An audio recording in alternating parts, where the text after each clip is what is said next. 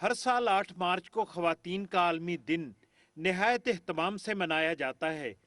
ये दिन मनाने का मकसद ख़ानदान और माशरे की तामीर और तरक्की में ख़वातीन के किरदार और कुर्बानियों का एतराफ़ करना है। I wish all women a happy International Women's Day. IWD has a rich history of protest and political activism. This annual day was initiated in 1910 at an international women's conference to promote socialism, fighting settler colonialism, along with demands for equal pay, free childcare and union rights.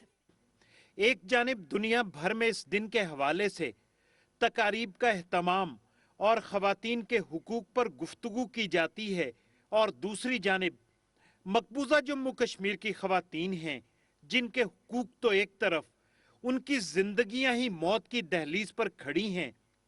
Kashmiri कौम ने इस्तिस्वाब क्या मांगा कि जबरो सितम का वो दौर शुरू हुआ जो खत्म होने का नाम नहीं ले रहा।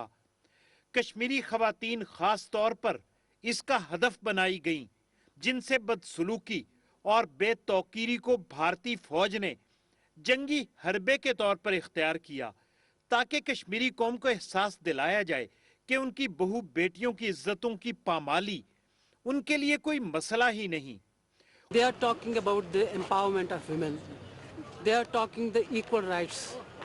They are celebrating it. But here in Kashmir we have nothing to celebrate on this day, International Women's Day. Because we are living in a conflict. As a women, we are the worst sufferers of conflict. We are suffering as mothers, we are suffering as sisters, we are suffering as daughters. Women have been victimized.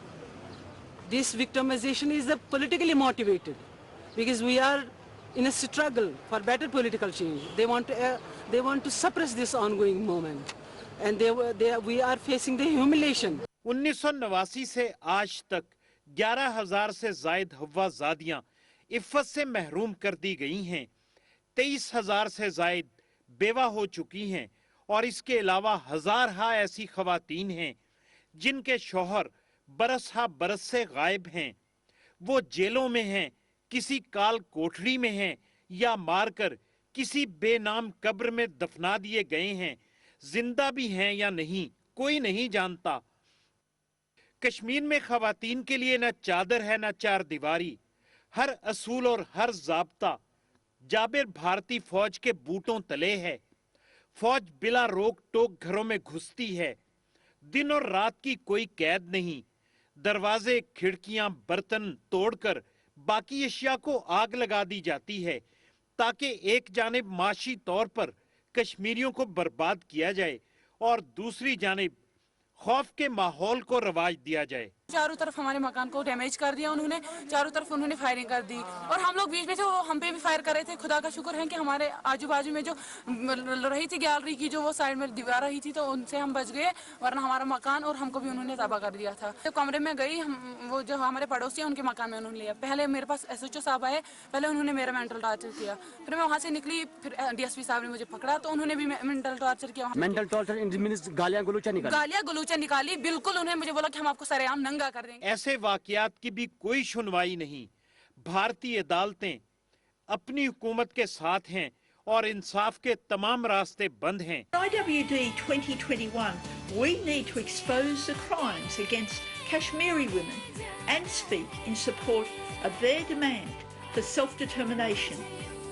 Since 1990, about 10,000 Kashmiri women have been raped. 20,000 have been made widows. Indian military personnel commit these shocking crimes, but no one has been charged. Mark IWD by standing with Kashmiri women. ऑस्ट्रेलियाई सियासतदान और साबिका senator ली रोहेनन के बयान के बाद अब मसले कश्मीर की गूंज दुनिया में हर जगह सुनाई दे रही है। लिहाजा अगर भारत अपने साबिका मौक़िफ़ पर कायम रहता है तो वो वक्त करीब है जब उसे घुटने टेकने पड़ेंगे और कश्मीरी अपनी मंजिल से हमकिनार हो जाएंगे।